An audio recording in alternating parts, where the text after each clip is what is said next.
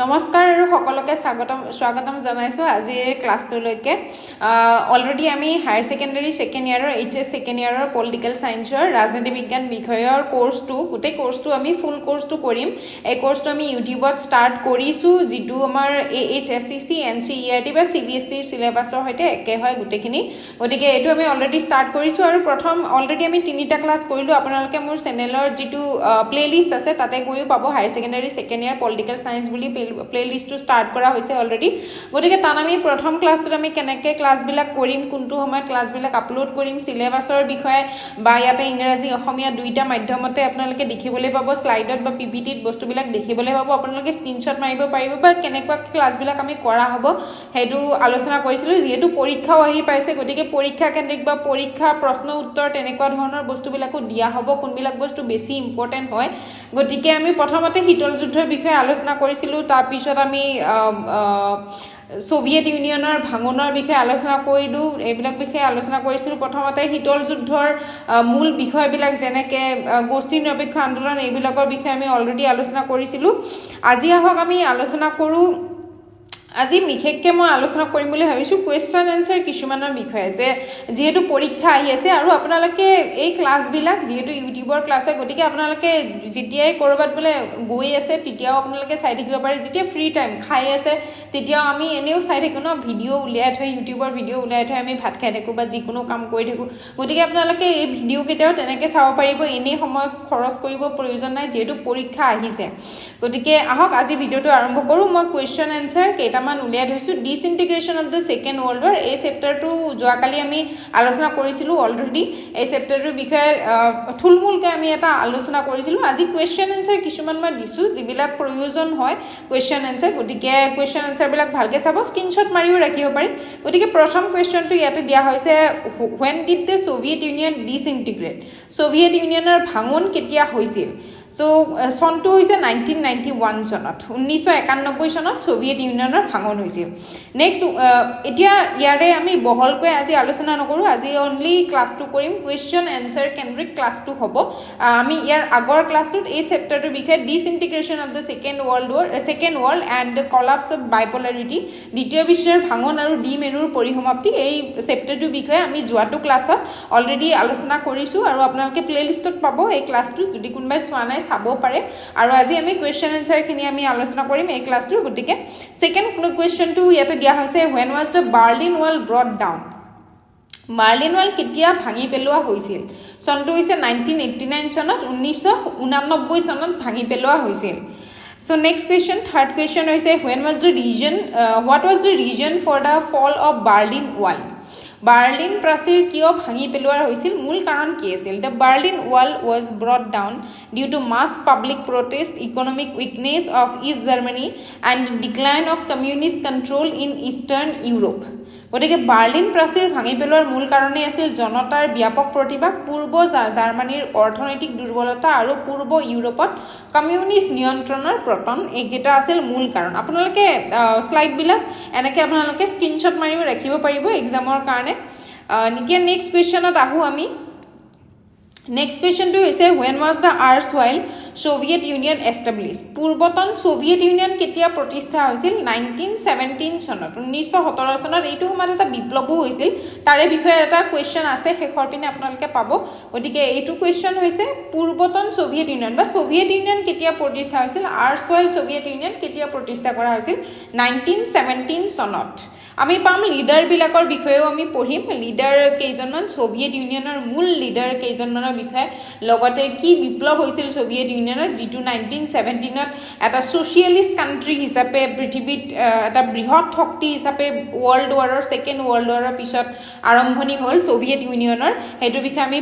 পঢ়িছোঁ অলৰেডি আৰু আজিও কেইটামান কুৱেশ্যন আমি পঢ়িম নেক্সট 5 নম্বৰ কুৱেশ্যনটো হৈছে ৱাৰ্ছ পেক্ট কেতিয়া স্বাক্ষৰিত হৈছিল আৰু কিয় স্বাক্ষৰিত হৈছিল when was the Warsaw Pact signed and why The Warsaw Pact was signed in 1955 চনটো বহুত ইম্পৰ্টেণ্ট হয় to counter NATO to important হয়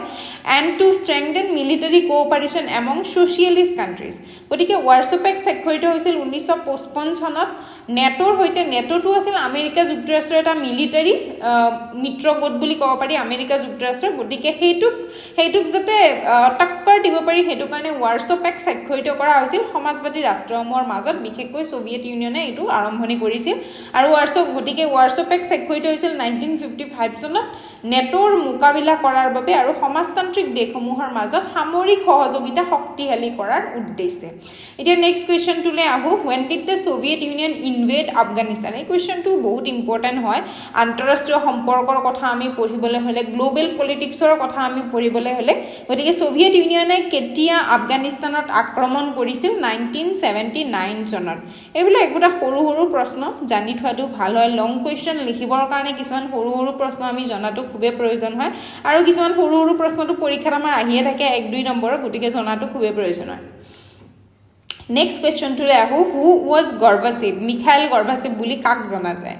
গৰ্বাচেভ কোন আছিল so Mikhail Gorbachev was the last president of the Soviet Union and the leader of the Communist Party of Soviet Union Mikhail Gorbachev আছিল Soviet ইউনিয়নৰ শেষৰজন ৰাষ্ট্ৰপতি আৰু communist দলৰ মুখ্য নেতা নেক্সট কোৱেশ্চনটো হৈছে why did Gorbachev introduce glasnost and perestroika দুটা সংস্কাৰমূলক নীতি আছিল মিখাইল গৰ্বাচেভৰ গ্লাছনোষ্ট আৰু পেৰেষ্ট্ৰইকা গতিকে এই দুটা কিয় প্ৰৱৰ্তন কৰিছিল তেওঁ পঢ়ুচোন Gorbachev introduced glasnost and perestroika to overcome the economic crisis, political stagnation and public dissatisfaction in the Soviet Union. Glasnost aimed to promote openness, transparency and freedom of expression, while perestroika focused on restructuring the economic system to enhance efficiency and productivity. These reforms brought significant changes in Soviet society and played a major role in the eventual disintegration of the USSR.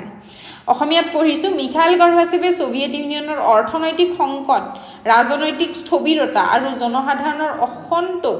দূৰ কৰাৰ উদ্দেশ্যে গ্লাছনোষ্ট আৰু perestroika নীতিৰ প্ৰৱৰ্তন কৰিছিল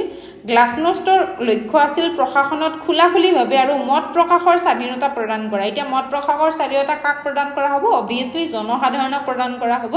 আৰু পেৰেষ্ট্ৰইকাৰ উদ্দেশ্য আছিল অৰ্থনৈতিক ব্যৱস্থাৰ পুনৰ গঠন বা পুনৰ সংস্থাপন কৰি ইয়াক অধিক কাৰ্যকৰী কৰা এই নীতিসমূহে সোভিয়েট সমাজত বা সোভিয়েট ৰাছিয়াত পৰিৱৰ্তনৰ সূচনা কৰিব বুলি আশা কৰা হৈছিল আৰু শেষলৈকে সোভিয়েট ইউনিয়নৰ ভাঙনত ইয়ে কিন্তু গুৰুত্বপূৰ্ণ ভূমিকা বহন কৰিছিল কিয় বহন কৰিছিল গুৰুত্বপূৰ্ণ ভূমিকা এইটোৰ বিষয়ে আমি যোৱাটো ক্লাছত পঢ়িছো আপোনালোকে ক্লাছটো চাব পাৰে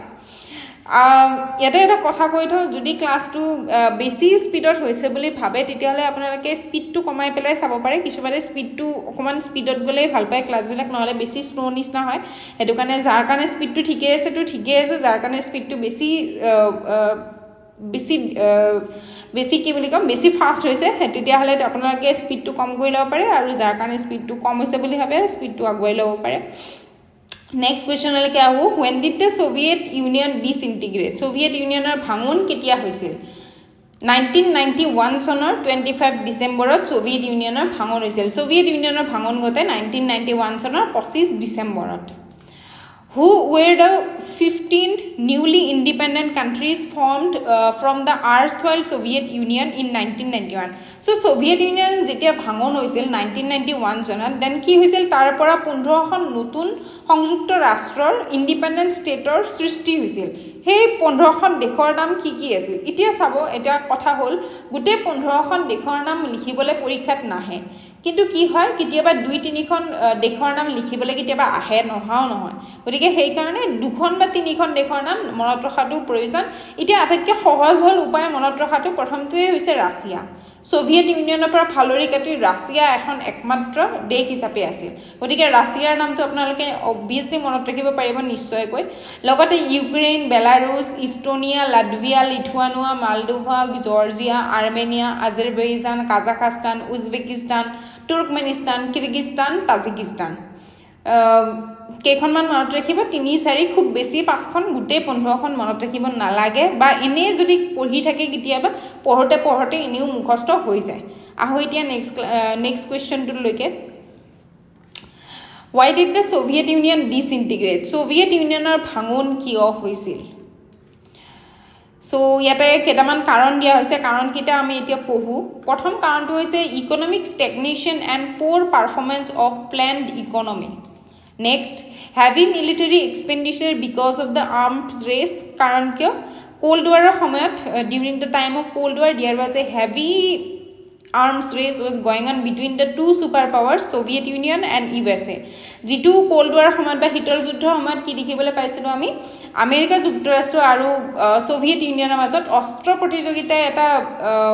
বৃহৎ এটা অৱদান আগবঢ়াইছিল বুলি ক'ব পাৰি আৰু এইটোৱে কি কৰিছিল অস্ত্ৰ প্ৰতিযোগিতাৰ বাবে অত্যধিক সামৰিক ব্যয় হৈছিল আৰু এইটো এটা কাৰণ আছিল সোভিয়েট ইউনিয়নৰ ভাঙনৰ Next point, public dissatisfaction and lack of political freedom, failure of the one-party communist system, and next, reforms introduced by Gorbachev such as glasnost and perestroika which weakened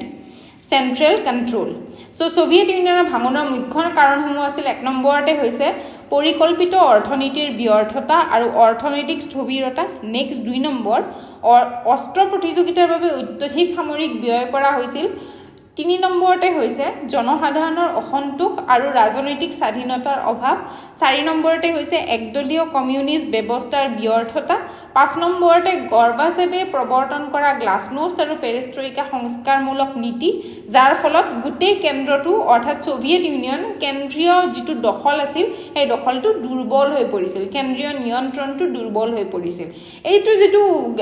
গৰ্বাচেৱে Mikhail গৰ্বাচেৱে প্ৰৱৰ্তন কৰা দুটা নীতি গ্লাছনোষ্ট আৰু পেৰেষ্ট্ৰইকা এই দুটা বিষয় extra Q কিতিয়াবা পৰীক্ষাত লিখিবলৈ আহে যে গৰ্বাচেৱে প্ৰদান কৰা নীতি দুটা কি আছিল সংস্কাৰমূলক নীতি দুটাৰ নাম লিখা প্ৰায় প্ৰত্যেকবাৰে ফাইনেলত আহে গতিকে মুখস্থ ৰাখাটো অতি প্ৰয়োজন এতিয়া নেক্সট প্ৰশ্নলৈকে আহো what were the consequences of the disintegration of the Soviet Union Soviet Unionৰ ভাঙনৰ পৰিণামসমূহ কি আছিল the major consequences of the disintegration of the Soviet Union were first is end of cold war next one is collapse of the bipolar world order third one is emergence of the USA as the sole superpower next number 4 independence of 15 newly independent republics or country fifth decline of communist ideology and spread of liberal democracy so soviet unionৰ ভাঙনৰ মূল পৰিণামসমূহ কি আছিল প্ৰথমতে আমি ক'ব পাৰো শীতল যুদ্ধৰ অন্ত হৈছিল সোভিয়েট ইউনিয়নৰ ভাঙনৰ লগে লগে নেক্সট 2 নম্বৰতে ক'ব পাৰো ডিমেৰু ব্যৱস্থাৰো পতন হৈছিল 3 নম্বৰতে ক'ব পাৰো আমি যে মাৰ্কিন যুক্তৰাষ্ট্ৰ একমাত্ৰ মহাশক্তিধৰ দেশ হিচাপে উদ্ভৱ হৈছিল পৃথিৱীত 4 নম্বৰতে ক'ব পাৰো 15খন নতুন স্বাধীন ৰাষ্ট্ৰৰ সৃষ্টি হৈছিল আৰু 5 নম্বৰতে ক'ব পাৰো কমিউনিষ্ট মতবাদৰ অৱনতি ঘটিছিল আৰু উদাৰ গণতন্ত্ৰই গোটেই বিশ্বতে প্ৰসাৰতা লাভ কৰিছিল যোৱাকালি আমি এইটোৰ বিষয়ে ক্লাছত আলোচনা কৰিছিলো অলৰেডি এতিয়া হু এটা মেইন কোৱেশ্চন যেটো আহি থাকে পৰীক্ষাত 2 নম্বৰী কোৱেশ্চনত বিশেষকৈ আহি থাকে এইটো পৰীক্ষাত যে আতংকৰ প্ৰতিকাৰ ব্যৱস্থা বুলিলে কি বুজা বা ইংৰাজীত ক'বলৈ হলে shock therapy what is shock therapy so shock therapy refers to a set of rapid economic reforms introduced in post-Soviet countries to shift from a socialist economy to a market economy. It included the sudden removal of price control, reduction of state control, privatization of industries, and opening the economy of global markets. গতিকে আতংকৰ প্ৰতিকাৰ ব্যৱস্থা বুলিলে আমি কি বুজো আতংকৰ প্ৰতিকাৰ ব্যৱস্থা বুলিলে সোভিয়েট ইউনিয়ন ভাঙি যোৱাৰ পিছত সমাজবাদী অৰ্থনীতিৰ পৰা বজাৰ অৰ্থনীতিলৈ অৰ্থাৎ আৰু তীব্ৰ পৰিৱৰ্তন আনিবলৈ গ্ৰহণ কৰা